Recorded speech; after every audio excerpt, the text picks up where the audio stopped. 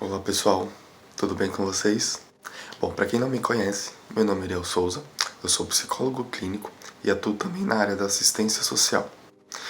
Bom, eu recebi um convite através do Sácio Ubuntu, na figura da Amanda, enquanto técnica social, para estar aqui falando com vocês sobre um tema mais que importante e necessário nos nossos dias, que é a questão da masculinidade e a relação com a saúde. Antes de mais nada, eu acredito que seja muito importante a gente desmistificar alguns conceitos, né? O que é masculinidade? Né? E se o homem é nocivo ou não diante disso? Quando eu vou falar sobre masculinidade, o homem, eu explico, o homem não é nocivo, o homem não é tóxico, e sim a construção que ele teve para que ele chegue em um papel de exercer, né, o papel agressivo, nocivo diante da sociedade.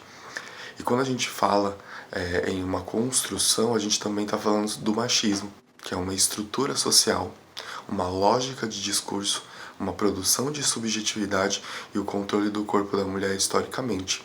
Então, quando a gente fala de estrutura social, é o que rege nossa sociedade. Quando a gente está falando de uma lógica de discurso, é o que nós falamos, muitas vezes sem perceber, e isso é machismo. E aí tem vários exemplos, né? Mulher no volante, perigo constante, menino não pode chorar, enfim.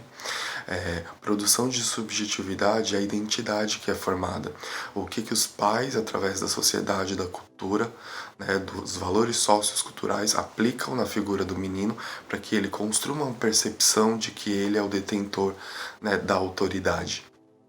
E o controle do corpo da mulher. Né? Você não pode sair com essa roupa, olha, esse batom, enfim, toda uma construção. E quando a gente fala em um machismo estrutural, é o que está presente nos discursos de todos nós. Então, homens e mulheres são machistas partindo de um pressuposto que a nossa sociedade é machista, assim como ela é racista, assim como ela é homofóbica, enfim.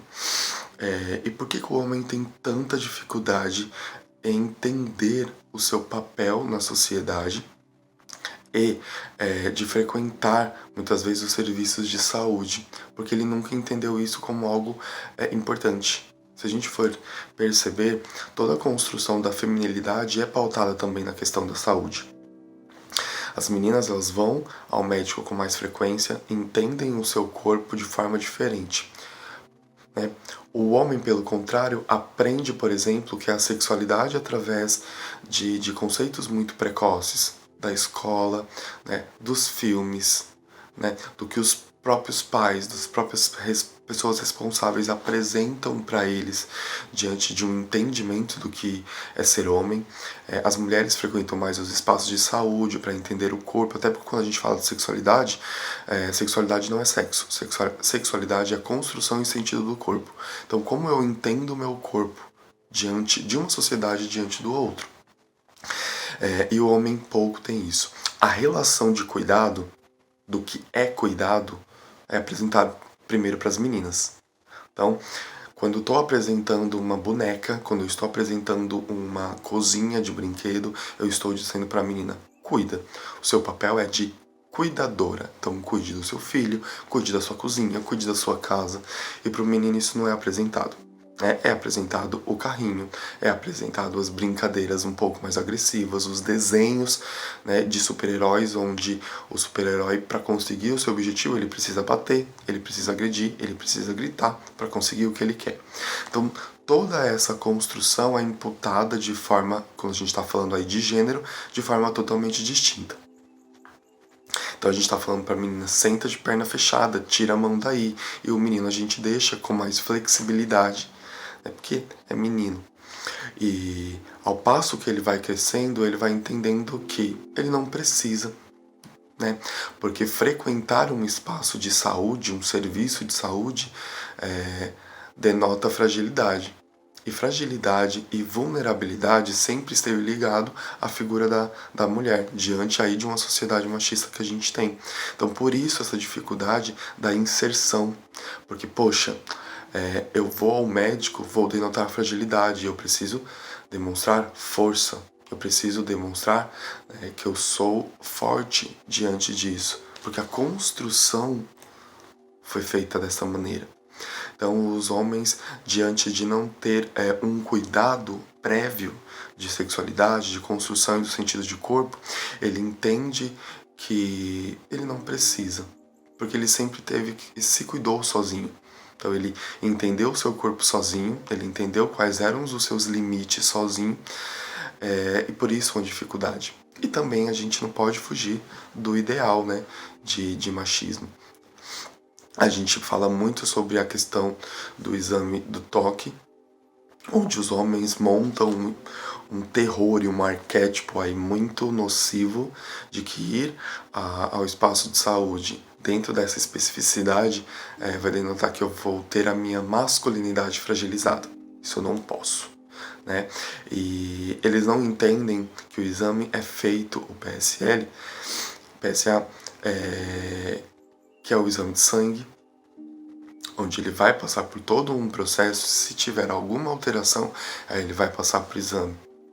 Ele entende de uma forma mais simbólica: eu vou deixar a minha masculinidade, né? Ela vai ser afetada, ela vai ser mexida de alguma forma.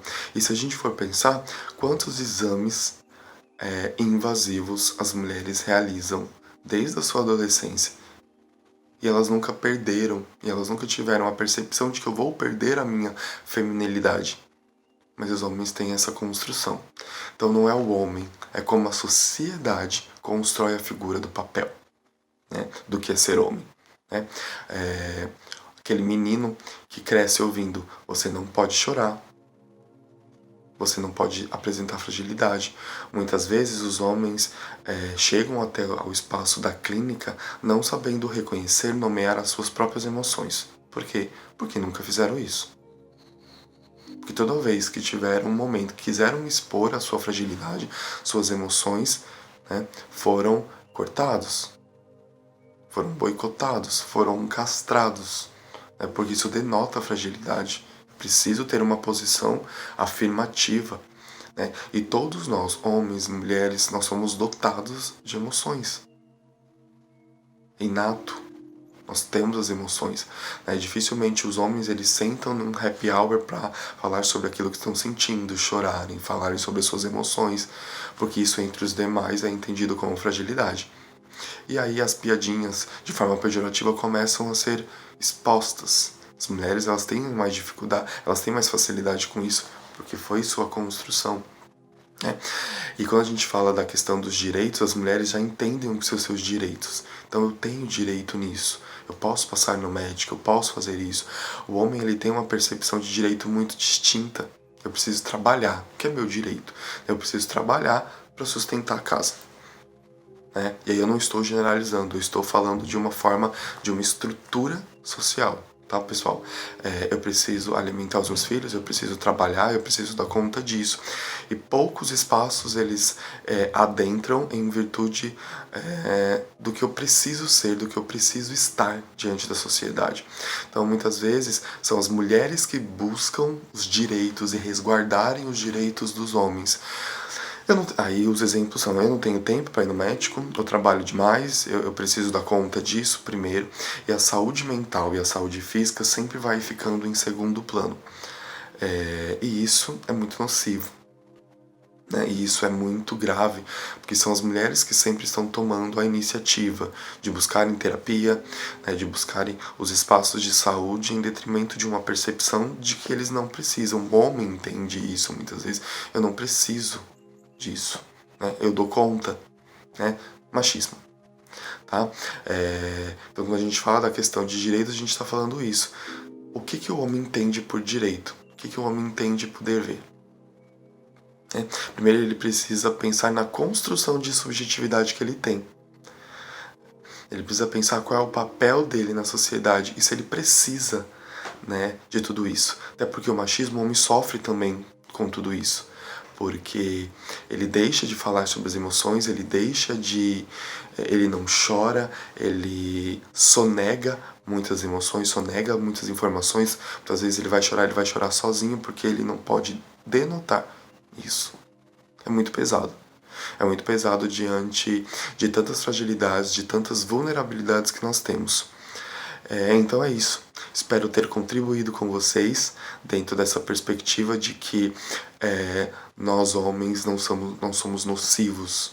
Nós homens somos frágeis também, mas primeiro a gente precisa partir de um ponto de desconstrução para podermos construir um padrão, né, do que é ser homem mais saudável para a sociedade. Até porque mulheres estão morrendo por conta do machismo, estão sendo violentadas, enfim, por conta de uma construção de percepção distinta. Nós somos mais que isso. Nós precisamos nos unir mais para a garantia dos nossos direitos, para respeito próprio e respeito do outro também. É isso, pessoal. Tchau, tchau.